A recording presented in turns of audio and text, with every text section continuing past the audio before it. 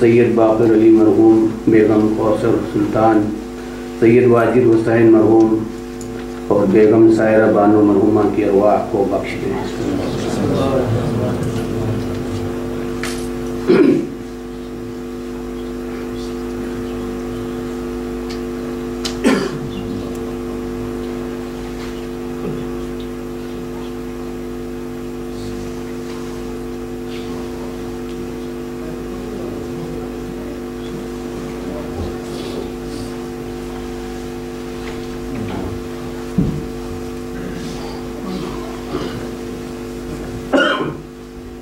सल्लल्लाहु अलैहि मोहम्मद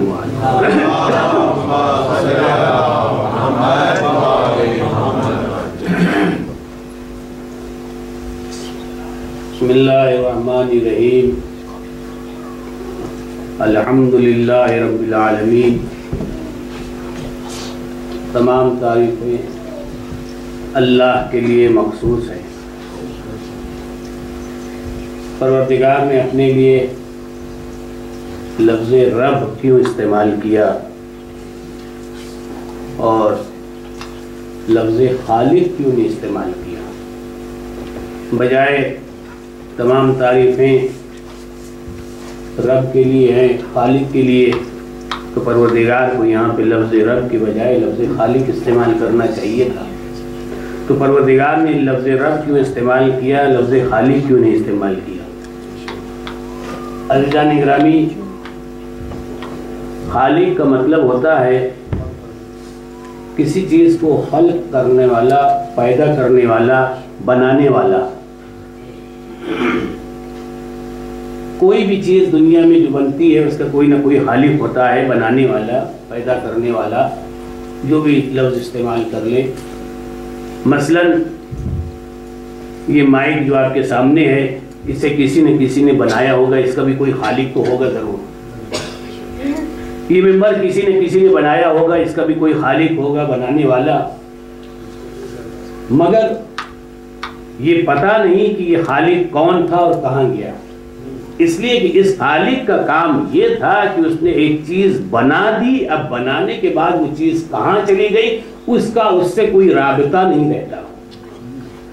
उसने कोई भी चीज दुनिया में बना दिया, उसको इससे कोई ताल्लुक नहीं है कि वो हिंदू के घर गई, मुसलमान के घर गई, सिख के घर गई, ईसाई के घर गई, किसी के घर भी गई, वो उसका एक काम था बनाना, बिजनेस, उसने बना दिया। बाकी अब बनाने से उसका कोई रिश्ता, बस जो चीज बनी है उससे कोई उसका ताल्लुक बरकरार नहीं रहता। इसलिए वो खालिक है, उसने बना लिया, बनाने के बाद उसका रिश्ता खत्म हो गया। लेकिन अजीज़ान गिरामी, इसलिए परवरदिगार ने लफ्ज़ खालिक इस्तेमाल नहीं किया, लफ्ज़ रब इस्तेमाल किया। इसलिए कि खालिक उसे कहते हैं कि बना दिया तो बनाने के बाद उसका उससे कोई रिश्ता ही नहीं रह जाता, मगर रब के माने परवरिश करने वाले के हैं। इसीलिए परवरदिगार जब परवरिश करता है तो बंदों को ये मालूम होता है कि हमको किसी ने बना के छोड़ नहीं दिया, हमारा परवरिश करने वाला परवरदिगार। एक सलवात पढ़े मोहम्मद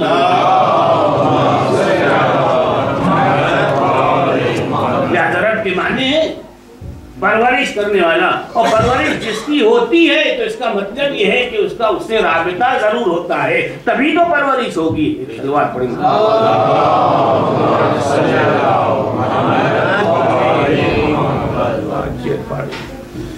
और मोहब्बत वाले मोहब्बत बुलंद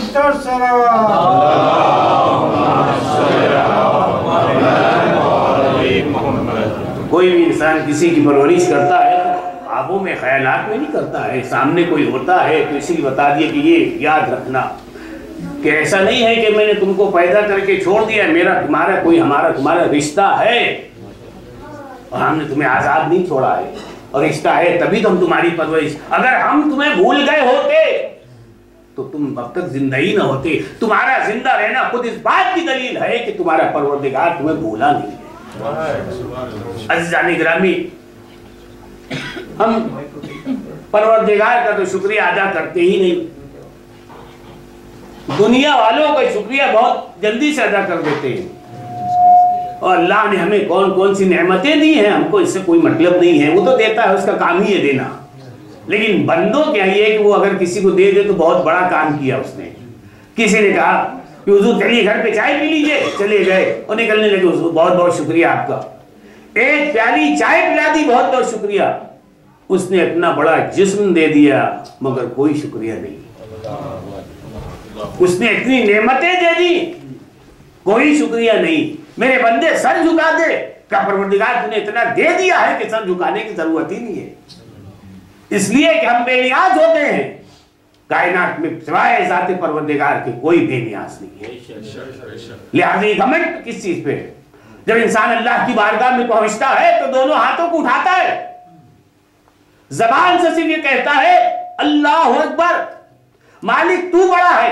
जब वो बड़ा है तो उसके सामने सर क्यों सजदा क्यों नहीं करते? वो अपनी जगह है, ये अपनी जगह है, बेशक वो बड़ा है। और आवाज आती है परवरदिगार इस चीज की जरूरत है, उस चीज की जरूरत, मालिक तू दे दे। मांगते उससे है, निगाह दूसरों की जेबों पे होती है कि मालिक ठीक है तुझसे कह रहे रस्मन, इस पता है तो देने आएगा नहीं, तू जरिए ही वास्ता, जरिए ही बना तो हो सकता है यही जरिए बन जाए। लेकिन इंसान को ये सोचना चाहिए कि बगैर मांगे उस परवरदिगार ने हमको सब कुछ दे दिया है, तो जो मांगेंगे तो क्या वो नहीं देगा? अब मैं आपको एक बात सुनाना चाहता हूँ, जरा मिलजुल के एक सलवात पढ़ दें मोहम्मद वाले। अल्लामा इल्ली ने इस वाक़े को अपनी किताब रूहुल हयात में लिखा है। रूहुल हयात में उसने तहरीर फरमाया कि एक बादशाह था और एक दिन जब वो आराम करने के लिए गया तो उसकी बीवी ने कहा कि हुजूर अब आप यही करते रहेंगे, घर की भी खबर लेंगे? जैसे हम और आप सबके साथ ऐसा होता रहता है, जब मसरूफ रहते हैं घर में जाते हैं तो घर में बहरहाल खैरियत मालूम की जाती है, खौफ ही रहता है पता नहीं आज कौन सी मुसीबत घर में आए। अज़ीज़ान गिरामी जैसे ही पहुंचे कहा हुजूर आपको पता है सिर्फ सल्तनत करते रहेंगे, हुकूमत करते रहेंगे, बादशाही करते रहेंगे, घर की भी कोई खबर है क्या? हुआ क्या? कहा अल्लाह आपको पता है कि आपकी बेटी जवान हो गई है। कहा वो तो हो गई। कहा तो फिर कोई रिश्ता तलाश कीजिए। कहा बात तो सही है तुम्हारी, उधर से फुर्सत ही नहीं मिलती तो इधर क्या देखें? कहा तो फिर बादशाह ने कहा इस जमाने में कहाँ मुनासिब कोई रिश्ता मिलता है, अच्छा लड़का कहाँ इस जमाने में है, जमाना ऐसा है वैसा है।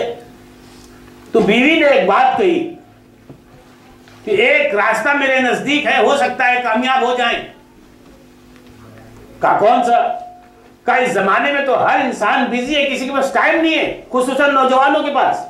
एक काम करो, मस्जिद जाओ सुबह और जाकर के देखो, अगर वहां कोई नौजवान हो जो सुबह में अकेले आके नमाज पढ़ रहा हो तो समझ लेना वो अल्लाह से करीब है, और उससे रिश्ता कर देना सबसे अच्छा रहेगा। फिर हाँ, बात तो तुम्हारी सही है, भेजा किसी को कि जाओ देखो जो नौजवान मस्जिद में नमाज पढ़ रहा हो, उसको ले आना। जब ये गुफ्तगू घर में हो रही थी तो बादशाह के महल की छत पे एक चोर बैठा हुआ था। उसने बादशाह और उसकी बीवी की तमाम गुफ्तगू सुनी। अब ये हुआ कि सुबह की मस्जिद में जाके देख लेना, हो सकता है कोई नौजवान मिल जाए। बस उसने कहा चोरी क्या, बाकी आगे तो आप खुद ही समझ गए। मेरा बेहतरीन मौका है। उधर से उतरा और सीधे मस्जिद में आया, और आने के बाद मुसल्ले पे खड़ा हो गया, नमाज पढ़ा। और बादशाह का एक सिपाही आया, उसने देखा वाकई नमाज पढ़ा। इस जमाने में इससे बेहतरीन नमाजी और परहेजगार कौन होगा। जैसे ही नमाज खत्म हुई, कहा बादशाह ने आपको याद किया? मैंने कोई जुर्म नहीं किया, मैंने कोई चोरी नहीं की, मैं तो नमाज पढ़ा था। कहीं बादशाह ने आपको याद किया, किसी जुर्म में नहीं। कहा फिर काम क्या? कहा वो तो हमें नहीं मालूम। चले, अंदर से तो मालूम था कि मैं क्यों आया हूं, लेकिन दिखाने के लिए इजहार जाहिर तो करना था। अब बादशाह के सामने आए, कहा हुजूर मुझसे कौन सी खता हुई? कहा खता नहीं हुई, बात यह है कि जमाने में तुम जैसा शरीफ नौजवान कौन मिलेगा जो आधी रात में जाके मस्जिद में इबादत करे। इस जमाने में किसके पास फुर्सत है? तुम ही एक पूरी बस्ती में कैसे नौजवान मिले, और मेरी ये ख्वाहिश है कि मैं अपनी बेटी से तुम्हारा निकाह कर दूं। तुम बहुत शरीफ मालूम देते हो, दीनदार मालूम देते हो, इबादत गुजार मालूम देते हो। अब अंदर से तो मालूम था कि मैं क्या हूं। एक मरतबा जैसे ही बादशाह ने उससे अपनी बेटी से निकाह कर दिया, अजीजों एक जुमला जो आपके हवाले करना चाहता है, तो बस उसने एक मरतबा आवाज दी, मेरे माबूद, अगर कोई सच्चे दिल से तेरी इबादत करे तो परवरदिगार जब झूठी इबादत कहां से कहां पहुंचा सकती है, तो जो सच्चे दिल से इबादत करेगा परवरदिगार उसे कहां पहुंचा देगा। एक सलवात पढ़े मोहम्मद वाले।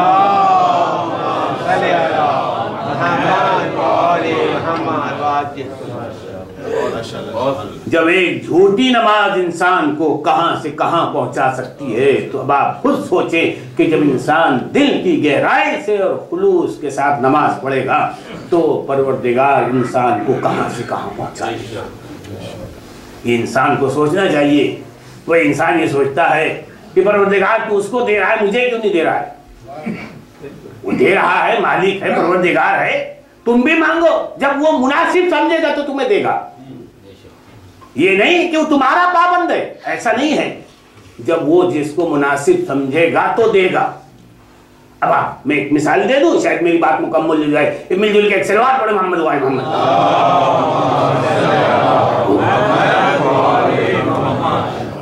हम एक अस्पताल में दाखिल हुए, किसी बीमार को देखने के लिए हम गए, तो देखा उनके बिस्तर के पास एक चार्ट लगा हुआ है, उसमें लिखा है कि इनको हर घंटे पे दूध दिए जाए तो ये सलामत रहेंगे। अब जाहिर इंसानियत थी, उलट के उधर भी देखा, इधर भी देखा, और भी मरीज लेटे हुए थे। दूसरे मरीज पे निगाह पड़ी, पूछा भाई खैरियत तो है? लोगों ने बताया हाँ इस तरह से परेशानी है, इसलिए जाके एडमिट कर दिया। अब जब उनके चार्ट को देखा तो देखा उस पर लिखा हुआ एक कतरा पानी भी न दिया जाए। ये क्या बात? फौरन हमारे जहन में एक बात आई। हमने कहा रिश्वत तो बाजारों में चलती है, लेकिन यहां भी चलने लगी है। अब डॉक्टर भी रिश्वत लेने लगे, बहुत ही माजरत के साथ। ऐसा महसूस होता है कि यहां भी रिश्वत चलने लगी है। हम फौरन पहुंचे डॉक्टर के पास। डॉक्टर साहब जी फरमाइए। हमने कहा ये कौन सा तरीका है आपका? हुजूर हुआ क्या? हम क्या एक को तो हर घंटे में दूध दे रहे हैं, जूस दे रहे हैं, एक सेकंड एक कतरा पानी ना दिया जाए, ये कौन सी इंसानियत है? कहा हुजूर आप बताएं, डॉक्टर आप हैं हम हैं। हमने कहा वैसे तो हैं आप ही, मगर ये अच्छा तरीका नहीं है। कहा मुझे पता है कि मुझे अपने मरीज का किस तरीके से इलाज करना चाहिए। मैंने कहा ठीक है बताइए। कहा चूंकि जिसके मुतालिक मैंने ये लिखा है कि इसको हर घंटे पे दूध दिया जाए, जूस दिया जाए, ये इतने फाके रख चुका था कि अब अगर इसे मजीद भूखा रखा जाएगा तो ये मर जाएगा। लिहाजा जरूरी था कि इसको खिला पिला के जिंदा रखा जाए। और दूसरे वाले के लिए जिसके लिए ये लिखा था कि देखो खबरदार इसे कुछ न दिया जाए, ये इतना खा चुका था कि इसको कलरा हो गया था, लिहाजा इसको भी बाकी रखना था मगर भूखा रख करके। मैंने कहा हाँ ठीक है भाई, मरीज तो दोनों आप ही के, आपसे बेहतर किसको पता चलेगा। मैंने कहा ठीक है बहुत बहुत शुक्रिया, मैं चला गया। 2-4 दिन के बाद, 1 हफ्ते के बाद फिर मैं पलटने के बाद आया और बीमार की खैरियत मालूम की। अब जो मैंने इस बीमार को देखा जिसको मैं देखने आया था, तो उसमें मैंने क्या देखा, चार्ट पे लिखा हुआ खबरदार अब इनको कुछ ना दिया जाए। अब जब दूसरे पे देखा तो उस पर लिखा है कि हर घंटे पे इसे जूस दिया जाए। मैंने ये ख्याल किया हो सकता है सफाई वालों ने चार्ट को बदल दिया हो, लिहाजा मैं परेशान था। मैं फिर डॉक्टर के पास गया, मैंने कहा डॉक्टर साहब ये क्या बात है, कल तक तो 1 हफ्ते तक जब मैं आया था उस दिन मैंने ये देखा कि इनके यहाँ लिखा था हर घंटे पे जूस, और आज लिखा है खबरदार कुछ ना दिया जाए। उसके लिए लिखा था कि उसको कुछ ना दिया जाए, आज लिखा है हर घंटे पे जूस। का मौलाना आपको मालूम नहीं? मैंने कहा क्या है? कहा मेरा मरीज है, मैं मसलहत को समझता हूं कि किसको कैसे बाकी रखना है। मैं डॉक्टर हूं, मुझे पता है कि किसको कैसे बाकी रखना है। जब मशीयत ये थी कि इसको खिलाया जाए तो मैंने खिलाया, जब मसलहत ये थी कि इसको भूखा रखा जाए तो मैंने भूखा रखा।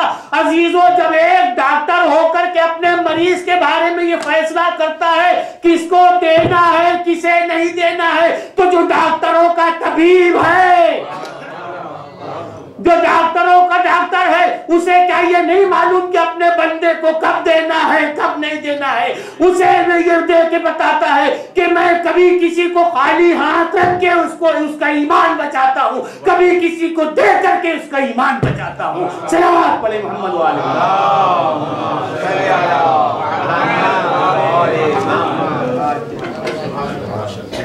तुम एक डॉक्टर हो और तुम्हें पता है कि अपने मरीज को कैसे जिंदा रखना है, कैसे बचाना है। मैं तो परवरदिगार हूं, क्या मुझे पता नहीं? मैं तो ये देखता हूं कि अगर दे दूं तो इसका ईमान बचे तो दे देता हूं, और अगर इसे फाक पे रखूं और इसका ईमान बचता है तो मैं उसे फाका करवाता हूं। मेरा मकसद ये है कि सिर्फ उसका ईमान बचे। इंसान इतनी बड़ी कायनात को देखता है, हैरान रह जाता है। और वही इंसान का मिजाज ये है कि जब कोई इंसान किसी की तारीफ करता है किसी की, तो उसकी 4 बुनियादें होती हैं जिनकी बुनियाद पे वो तारीफ करता है। पहले कमाल की बुनियाद पे तारीफ करता है। मसलन बाहर निकले, देखे गाड़ी बहुत स्पीड वाली, बड़ी शानदार, बड़ी खूबसूरत, हमने तारीफ करना शुरू कर दी। क्या कहना इस गाड़ी का, क्या कहना इस बनाने वाले का, कितनी शानदार गाड़ी बनाई, क्या खूबसूरत गाड़ी बनाई, क्या स्पीड है, क्या पता नहीं क्या क्या उसमें होता है, सब कुछ की तारीफ कर दिया। एक जहाज देखा, उसकी भी तारीफ कर लेने, क्या कहना उस चलाने वाले का, क्या कहना उस पायलट का। तो पहले जो इंसान तारीफ करता है वो किस बुनियाद पे? कमाल की बुनियाद पे। और जब दूसरी तारीफ करता है किसी की तो उसके एहसान की बुनियाद पे तारीफ करता है। एक साहब ने एक साहब की तारीफ करना शुरू की। हमने कहा क्या तारीफ कर रहे हो? मैं तो उन्हें कभी कुछ देखे हुए देखा नहीं। कहा आपने देखा हो या ना देखा हो, मेरे यहाँ जब ये परेशानी आई, मसले मेरा बच्चा बीमार था, तो उन्होंने मेरे बच्चे के लिए तमाम खर्चा उन्होंने दे दिया था। लिहाजा मैं उनकी तारीफ कर रहा हूं, उनका एहसान है मुझ पे।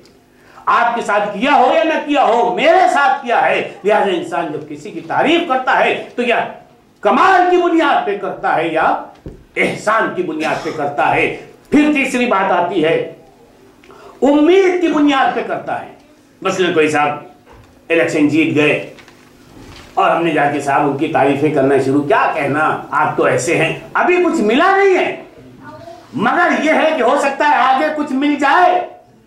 लिहाजा उम्मीद की बुनियाद पर तारीफ करता है। और चौथी बुनियाद है खौफ। मसले एक इंसान जो है नालायक, सरफिरा, महल्ले का मसले नेता हो गया। अब हमने कहा साहब इसकी तारीफ जरूर, डर तो लगता है मगर खौफ की बुनियाद पे उसकी तारीफ करता है, अंदर से डरता है कि ऐसा ना हो कि भी कुछ बहुत बड़ा बन गया है, कल आके हमको सताए, लिहाजा खौफ की बुनियाद पे उसके पास जाकर के उसकी तारीफ करता है। वाकई तुम ऐसे हो, मतलब कुछ नहीं है मगर सिर्फ उसका खौफ रहता है कि कल कहीं हमको सताए ना। तो अज़ीज़ान इकरामी, इंसान किसी की तारीफ करता है तो उसकी चार बुनियादें होती है, या कमाल की बुनियाद पे करता है, या एहसान की बुनियाद पे करता है, या उम्मीद की बुनियाद पे करता है, या खौफ की बुनियाद पे करता है। अज़ीज़ान इकरामी, जब इंसान इन तमाम बातों पे तारीफ करता है तो कुरान मजीद के पढ़िए, खुद वो कहता है, ए बंदे, अगर चार बुनियाद पे तू तारीफ करता है तो मेरे बंदे, ये चारों कमालात तो मेरे अंदर पाए जाते, ये चारों कमालात मेरे अंदर पाए जाते हैं। अगर तुझे देखना है तो अपने वजूद को देख ले कि मैंने किस तरीके से तुझे पैदा किया है। अगर तारीफ करना है तो मेरी तारीफ कर, अल्हम्दुलिल्लाह रब्बिल आलमीन, इसलिए मुझसे बड़ा खालिक कौन है। और अगर तू किसी एहसान की बुनियाद पर कर रहा है तो मैं तेरा परवरिश करने वाला हूं, मेरी तारीफ क्यों नहीं करता है। और अगर उम्मीद की बुनियाद पे करता है तो मैं रहमान भी हूं, रहीम भी हूं। अगर खौफ की बुनियाद पे कहता है तो मालिकी यौमिद्दीन मैं हूं। एक सलावत पढ़े मोहम्मद वाले।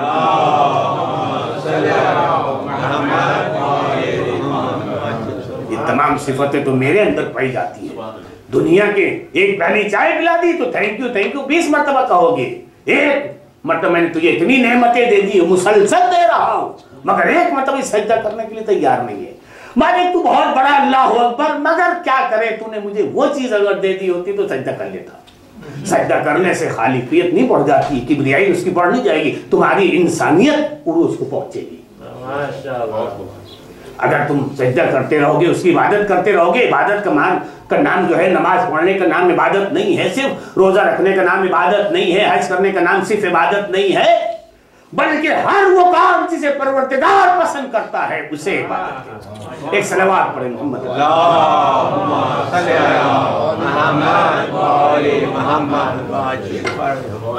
अज़ीज़ान इकरामी, आप देखें दुनिया में अल्लाह ने हर तरह की मखलूक पैदा की, इंसानों में मर्द भी है, औरत भी है। कभी कभी इंसान की ज़हन में ये बात आती है कि मर्द अफजल है, लेकिन अगर आप देखें तो जितना नुकसान मर्दों से हुआ इस कायनात में औरतों से नहीं हुआ। फिरौन कौन था? मर्द या औरत? हर आदमी ये कहेगा मर्द। नमरूद कौन था? वो भी मर्द। इसी तरीके से शद्दाद देख लें आप, दुनिया में जितने खबीज गुजरे हैं। लेकिन अज़ीज़ान इकरामी, एक बात कहना चाहता हूं कि परवरदिगार को घमंड पसंद नहीं है। अल्लाह एक मर्तबा जब उसने अपने नुमाइंदे को हजरत मूसा अलैहिस्सलाम को दरबार में भेजा, मूसा जाओ जरा वो सरफिरा है उसको समझा दो जाकर। ये सरफिरा मेरे अल्फाज हैं, सरकश से जाओ उसको समझाओ। मूसा आए, अल्लाह का पैगाम पहुंचाया, कुछ नहीं कहा उसने, एक जुमला कहा, मूसा ये मेरा महल देख रहे हो? कहा इसके नीचे जो पानी दरिया है, नहरें हैं महल में जो बनाई थी, कहा इसको देख रहे हो? कहा इसी पानी में तुम्हें गर्क कर देंगे। बस परवरदिगार को ये बात अच्छी नहीं लगी। कहा तू घमंड कर रहा है पानी पे, तो सही तेरा इलाज पानी ही से करूंगा, तो सही तेरा इलाज पानी ही से करूंगा। बस वो वाक़या आपके सामने है कि जब जनाब मूसा का पूरा लश्कर पार हो गया और इसके लश्कर का आखिरी आदमी दाखिल नील हो गया, और फिरौन जब डूबने लगा तो एक मर्तबा फिरौन ने क्या देखा? एक घोड़सवार चला आ रहा है, और आने के बाद फिरौन जो अपने को खुदा कह रहा था डूब रहा था। आके कहा, फिरौन आप आलिम हैं, जरा एक मसला है, उसको जल्दी से मसला बता दीजिए। क्या है? कि अगर कोई गुलाम अपने आका से सरकशी करे तो उसकी सजा क्या है? अगर कोई गुलाम अपने आका से सरकशी करे तो उसकी सजा क्या है? का ऐसे कमबख्त को दरिया में डुबो देना चाहिए। का क्या कहा आपने? का ऐसे नालायक को दरिया में डुबो देना चाहिए। का बस हुजूर आपकी तय की हुई सजा ही खुदा ने आपको दी है। एक सलावत पढ़े मोहम्मद वाले।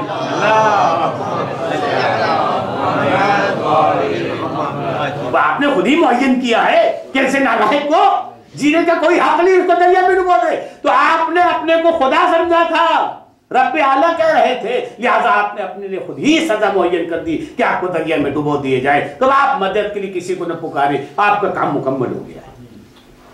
फिरौन उसी घर में जनाबे आसिया कौन थी? फिरौन की बीवी थी, मोमिना थी, मगर अपने ईमान को छुपाए हुए थी। बीबी उस घर में क्यों हो? अरे कमबख्त काफिर मलून, उसको छोड़ो, जाओ अपना काम करो। आवाज ही नहीं, मुझे रहना इसी घर में है। अरे बीबी काफिर के साथ रह रही हो, कहीं वो अपने मकाम पे, बीबी छोड़ के कहीं और चली जाओ, या तो अपने ईमान के इजहार कर दो। कहीं उसको छोड़ भी नहीं सकती और अपने ईमान के इजहार भी नहीं कर सकती। अरे बीबी तो मसला क्या है? अरे तलाक ले दो, खत्म कर जाओ। कहीं तुम समझे नहीं, रहना मुझे इसी घर में क्यों? इसलिए कि अभी मेरे हवाले काम है। अरे बीबी वो कौन सा काम है? कहा फिरौन को छोड़ देना आसान है, मगर इस घर में रह करके मुझे अभी एक नबी की परवरिश करना है। लिहाजा जब कभी नबी की परवरिश करनी होती है तो अपने ईमान को छुपाया जाता है। तब वो तो अभी अबू तालिब ने अपने ईमान को छुपा रखा था। सल्लल्लाहु अलैहि मोहम्मद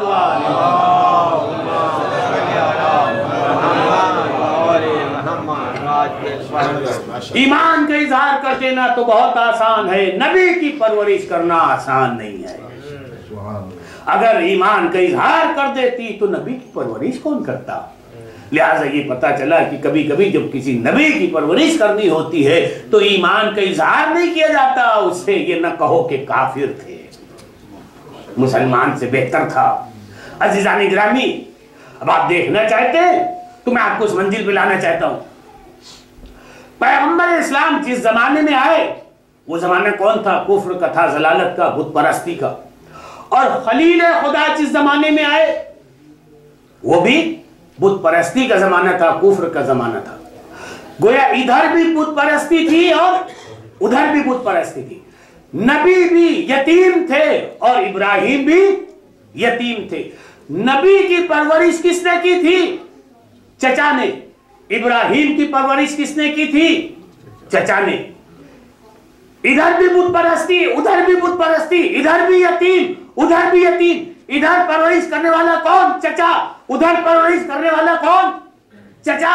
इधर भी तारीकी, उधर भी तारीकी। इब्राहिम किसके घर में पल रहे थे? सगा चचा था आज़र।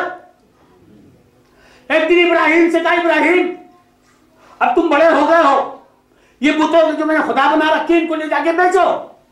इब्राहिम बुत शिकन भी है और बुतों को बेचना भी है। कितनी सख्त मंजिल थी इब्राहिम के लिए। खलील खुदा ने एक जुमला कहा, चचा आपको पता है तो मैं कितना कमजोर हूं, ये काम मुझसे तो हो नहीं सकता, ये आपके खुदा बहुत भारी भारी है, मैं बहुत कमजोर हूं, अगर आप इजाजत दे दे तो खुदाओं के गले में रस्सी बांध दूं और ले जाके बाजार में बेचूं। आज़र ने कहा मुझे इससे कोई मतलब नहीं, मुझे सिर्फ पैसे की जरूरत है। अल्लाह रे बेकसी है खुदाए बातिल, बंदे हक खुदाए बातिल के गले में रस्सी का फंदा डालकर खींचता हुआ बाजार में ले जा रहा है। अल्लाह रे बेबसी है खुदाए बातिल। क्या ऐसा खुदा है जो अपने को उठा नहीं सकता? ऐसा खुदा है जो अपने को बचा नहीं सकता? इब्राहिम अलैहिस्सलाम बुतों को खींचते हुए बाजार में ले आए, आवाज दी, अय्युहन्नास, है लोगों, ये खुदा है तुम्हारे। मगर एक बात सुन लो, मैं दुकानदार बहुत अच्छा हूं, मैं झूठ नहीं बोलूंगा, लेना हो लो, ना लेना मत लो। ये ऐसे खुदा है जो अपनी हिफाजत नहीं कर सकते तो तुम्हारी क्या करेंगे? बाकी तुम्हारी मर्जी है, लेना लो, न लेना न लो। किसी ने दौड़ करके जाके आज़र के पास खबर की, आज़र कि किसे तुमने बुते दिए? क्या हुआ? कहा उसने जाके ईमानदारी से बेचना शुरू कर दिया। कहा हुआ क्या? कहा उसने कहा कि ऐसे खुदा है ये अपनी हिफाजत तो कर नहीं सकते, तुम्हारी क्या करेंगे? अब तुम्हारी मर्जी है, लो या ना लो। अगर ये इसी तरह से बेचते रहे तो दुकानदारी ठप हो जाएगी। बस जैसे ही आज़र को यह पता चला कि इब्राहिम खुदा परस्त है, बुत परस्त नहीं, सगा चचा था मगर इब्राहिम को घर से निकाल दिया। एक सगा चचा ये था। अब जब तारीख को पलट के देख लीजिए, उधर भी तो चचा था, लेकिन अबू तालिब ने खामोश रह करके ये बता दिया, मोहम्मद का जो दीन है वही मेरा दीन है, जो मेरा दीन है वही मोहम्मद का दीन है। एक सलावत पढ़े मोहम्मद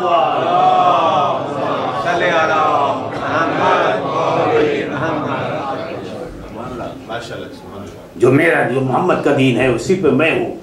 वरना अगर दीन और होता अबू तालिब का तो मोहम्मद से कह देते, मोहम्मद जाओ, तुम्हारा रास्ता और है, मेरा रास्ता और है। अब मैं ये समझा दुनिया वालों ने ये क्यों कहा कुरान काफी है, अहले बैत नहीं, इसलिए कि कुरान का खामोश होता है, अहले बैत बोलने वाले हैं। अगर अहले बैत को अपना लिया जाए तो कदम कदम पे अहले बैत के कहेंगे ये हलाल है, वो हराम है, वो हराम है, ये हलाल। लिहाजा कुरान को ले लो, कुरान कभी बोलने वाला नहीं है। एक सलावत पढ़े मोहम्मद वाले।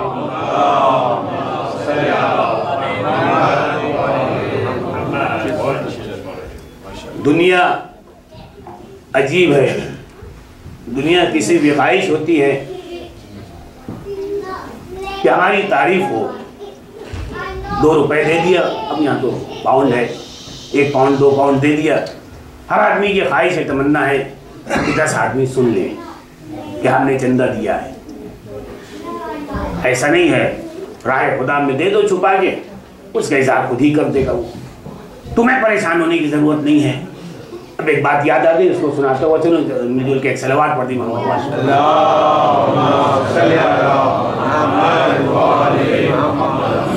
एक नबी है खुदा, परवरदिगार ने कहा मेरे नबी ऐसा करो कि कल जब तुम तबलीग के लिए निकलना तो जो तुम्हें सबसे पहली चीज नजर आ जाए उसे तुम नोश कर लेना, खा लेना।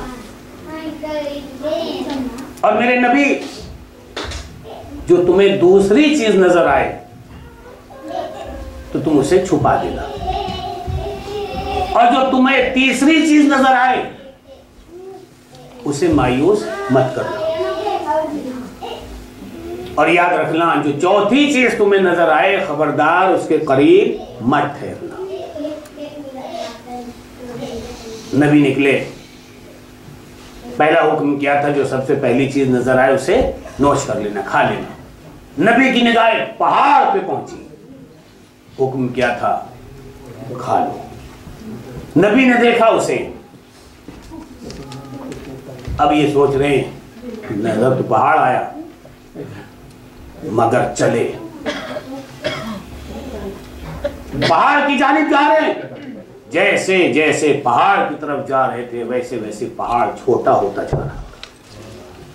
जब पहाड़ के करीब पहुंचे तो वो एक मीठे लुकमे के बराबर बचा था, उसे उठा के नोच कर लिया।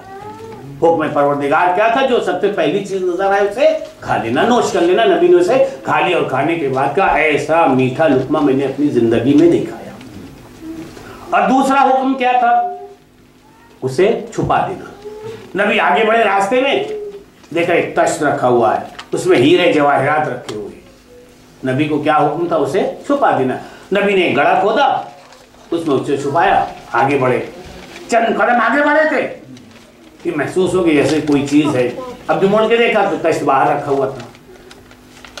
नबी ने कहा मुझे हुक्म दिया था छुपाने का, मैंने तो छुपा दिया, अपना काम कर दिया। अब तीसरा हुक्म क्या था, मायूस मत करना। नबी ने क्या देखा कि एक बाज है जो एक परिंदे का शिकार कर रहा है। नबी ने उसको अपनी आस्तीन में पनाह दे दी और आगे बढ़े। चौथा हुक्म क्या था, खबरदार उसके करीब ठहरना नहीं। क्या देखा, एक मुर्दार पड़ा हुआ है, लाश है जिसमें से बदबू आ रही है। हुक्म क्या था, इसके करीब ठहरना नहीं। ये 4 हुक्म थे। नबी ने तमाम काम अंजाम दिए। एक मतलब आवाज दी, बारिलाहा, तूने ये तमाम बातें बताई, मैंने पूरी कर दी। माबूद इतना बता दे कि इसके पीछे इंसानियत के लिए कोई दर्स है, सबक हो तो तेरा पैगाम उन तक पहुंचा दूं। आवाज कुदरत आई, हाँ मेरा पैगाम है, मेरे बंदों तक पहुंचा देना। कहा बारिलाहा, ये बता दिए पहाड़ था, तूने कहा था खाने के लिए, मैंने उसे खा लिया। आवाज कुदरत आई, मेरे नबी नबी मेरे बंदों तक मेरा ये पैगाम पहुंचा दो कि ये पहाड़ बज़ाहिर पहाड़ था, लेकिन ये पहाड़ नहीं, ये गुस्सा था। जब इंसान गुस्सा आता है तो गुस्सा पहाड़ के बराबर हो जाता है, और जब गुस्से पे काबू पा लेता है तो लुकमे के बराबर हो जाया करता है। लिहाजा अपने गुस्से पे काबू पा लो। जब इंसान अपने गुस्से पे काबू पा लेता है तो दो बिछड़े हुए आपस में गले मिल जाते हैं। लिहाजा जब इंसान गुस्से में आ जाता है तो गुस्सा जो है इंसान को पहाड़ के बराबर हो जाता है, और जब गुस्से पे काबू कर लेता है तो एक मीठे लुकमे के बराबर हो जाता है, दो बिछड़े हुए आपस में मिल जाते हैं। लिहाजा इंसान को ये सोचना चाहिए कि इंसान गुस्सा ना करे, इसलिए जब गुस्सा में इंसान आ जाता है तो आपे से बाहर होने लगता है। दूसरा हुक्म क्या था? उसे छुपा देना। नबी ने रास्ते में क्या देखा? एक तश्त है, उसमें हीरे जवाहरात रखे हुए, उसे दफन किया, आगे बढ़े, आहट महसूस हुआ, मुड़ के देखा तो देखा तश्त बाहर रखा हुआ। तो नबी ने कहा ये तो मुझे हुक्म दिया था, मैंने तो अपना काम कर दिया। बारे लाहा परवरदिगार है, ये क्या है? का मेरे नबी मेरे बंदों तक मेरा ये पैगाम पहुंचा देना कि जो तुमने ये तश्त में हीरे और जवाहरात देखे, ये हीरे और जवाहरात नहीं है परवरदिगार, फिर क्या है?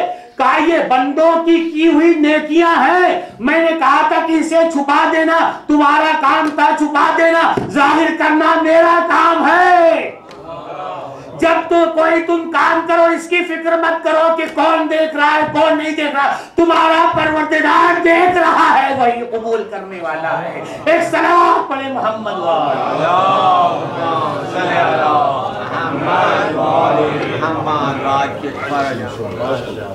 कभी इसकी फिक्र मत करना कौन देख रहा है कौन नहीं देख रहा है। जो देना है राय खुदा में छुपा के दे दो, जिसके लिए दिया है वही उसको जाहिर करने वाला है। तुम्हें परेशान होने की जरूरत नहीं है कि किसने देखा या किसने नहीं देखा, किसने सुना मेरा ऐलान या नहीं सुना। किसी ने नहीं सुना, उसने सुन लिया काफी है। और अगर बंदों के लिए है तो फिर खुदा की बारगाह में जाके कहना नहीं मैंने फलां इमाम वाला को मस्जिद को 2 पाउंड दिया था, कहा जिसके लिए दिया था जाओ उससे अजर लो, मुझसे क्या लेने आए। मेरे लिए दिया होता तो छुपा के दिया होता, ऐलान करके न दिया होता। जब तुम्हारे दिल में ऐलान है तो फिर मुझसे क्या मांग रहे हो? अगर खुलूस है होता तो फिर यकीनन उसको अजर में देता। तीसरा हुक्म क्या था? नबी उसे छुपा देना, मायूस मत करना। नबी ने क्या देखा? एक बाज आ रहा है, एक परिंदे का शिकार किए हुए। नबी ने उसको अपनी आस्तीन में पनाह दे दी और हुक्म था कि उससे मायूस मत करना। नबी ने अपनी रान का गोश्त काट करके उसको दे दिया, हुक्म था कि मायूस मत करना। चौथा हुक्म क्या था? उसके करीब मत ठहरना। नबी जब पहुंचे तो क्या देखा? एक मुर्दार पड़ा है, एक लाशा पड़ा हुआ है। नबी ने देखा, कहा बारे रहा ये क्या है? कहा ये लाशा नहीं है, मुर्दार नहीं है, बल्कि ये गीबत है। जहां भी गीबत हो रही है खबरदार वहां ठहरना नहीं, तेजी से आगे बढ़ के चले जाना। एक सलावत पढ़ें।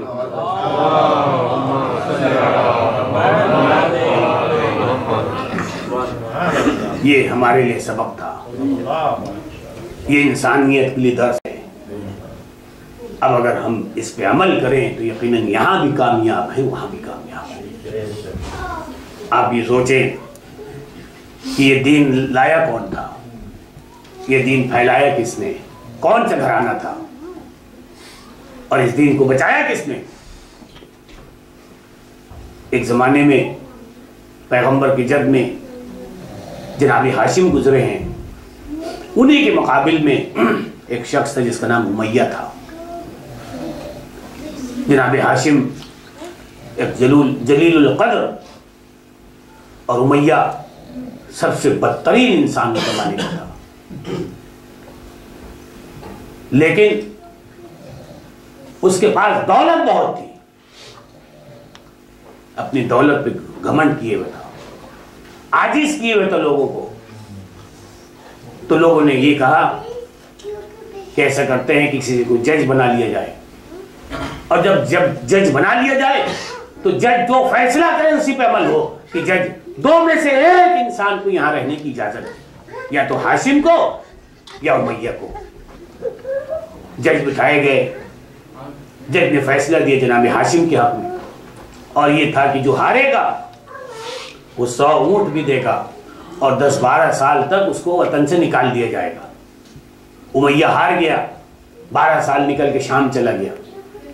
जनाब हाशिम वहां रहे, ऊंटों की कुर्बानी कर करके पूरे मक्के को खिलाते रहे। अब आप सोचें कि ये उमैया जो शाम में गया तो जाकर के बैकग्राउंड बनाता रहा,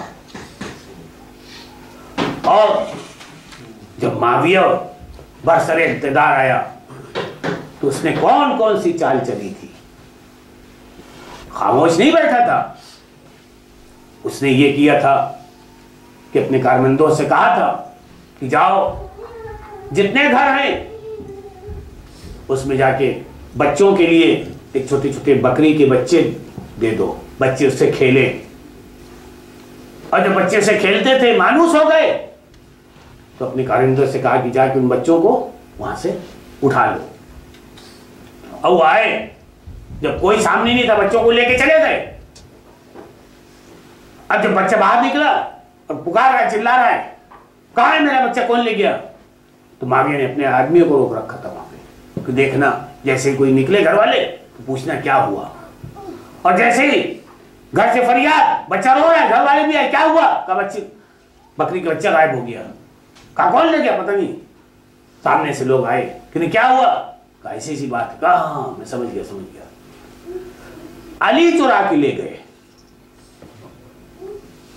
अली चुरा के ले गए, यानी माविया ने ऐसे ऐसे हरबे इस्तेमाल किए थे कि अब बताइए ये बच्चे बदजन होंगे या क्या होंगे।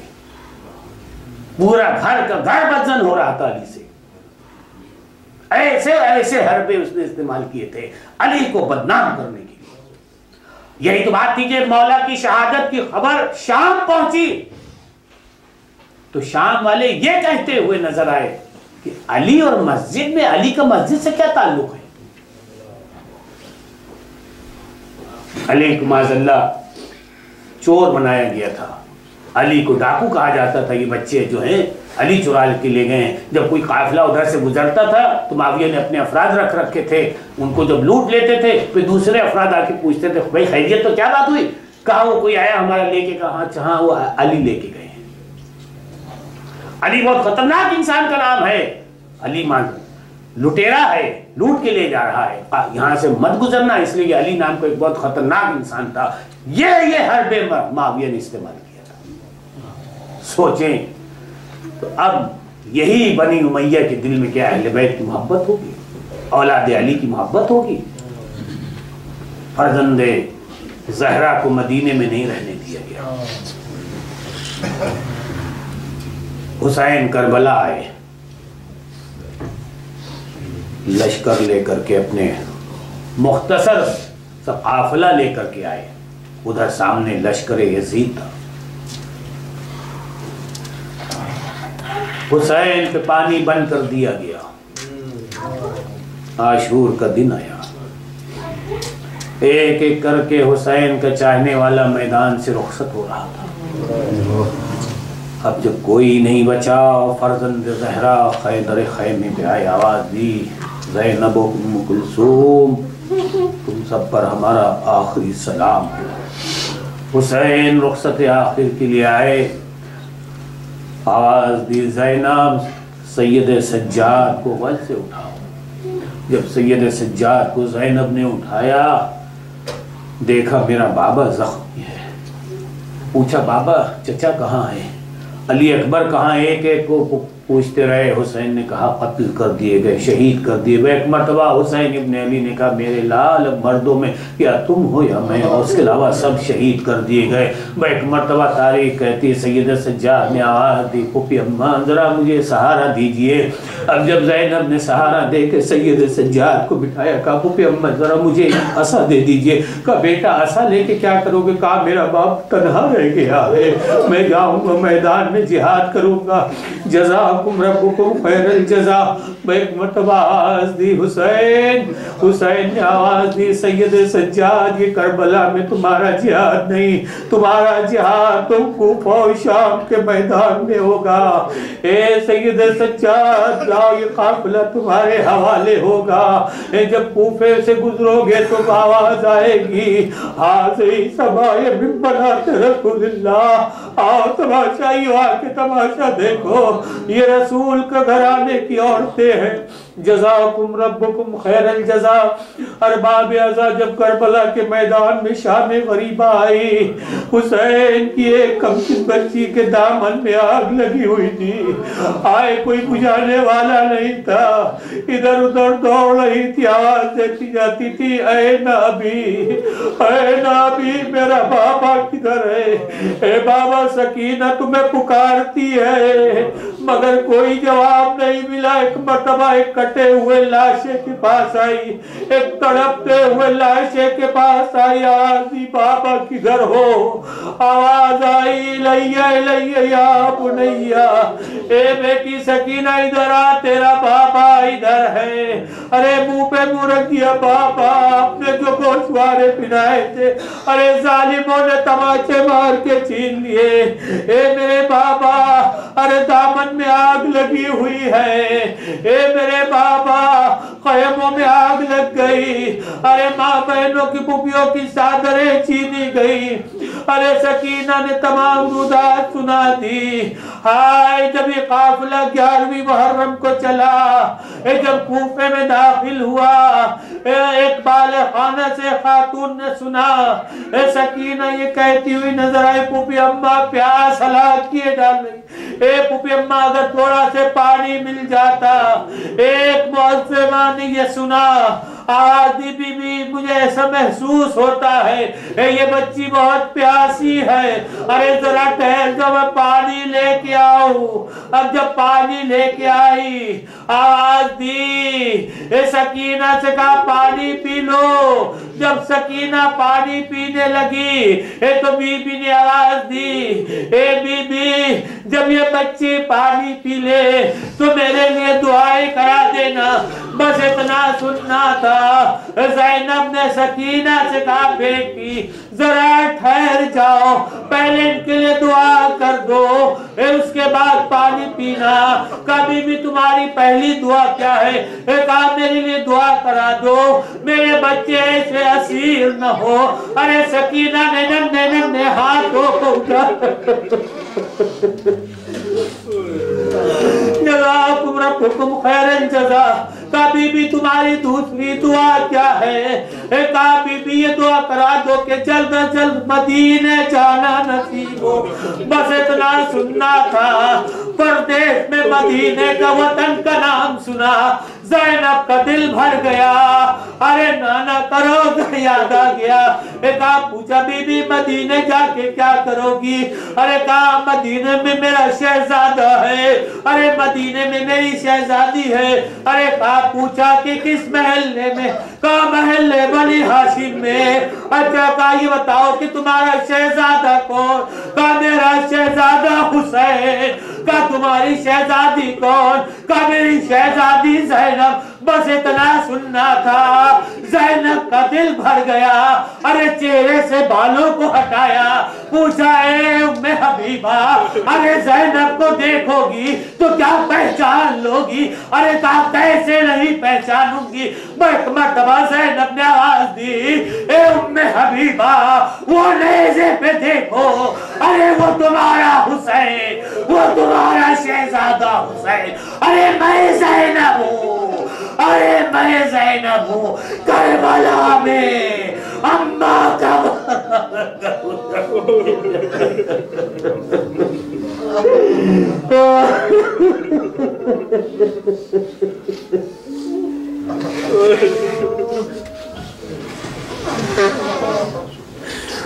वसयअलमुल्लज़ीना ज़लमू यन्क़लिबून इन्ना लिल्लाहि व इन्ना इलैहि राजिऊन। बारिल्लाह हमारे कसीर गुनाहों को बख्श दे। परवरदिगार हमारे मुख्तसर से अमाल को कबूल फरमा। खुदावंदा जो परेशान हाल है उनकी परेशानियों को दूर फरमा। परवरदिगार जो बीमार उनको बेहक बीमार करबला शिफा आजिल व कामिल अता फरमा। बारला दुनिया की जिस गोशे में जहाँ कहीं भी शियान हैदर करार आबाद उनकी जान माल इज़्ज़त व आबरू की हिफाजत फरमा। बारला परचम इस्लाम को सरबुलंद फरमा। खुदावंदा परचम कुफ्र शिर्क व निफाक को सरनिगू फरमा। बारला हमारे इमाम ज़मान अलैहिस्सलाम के ज़ुहूर में ताजील फरमा।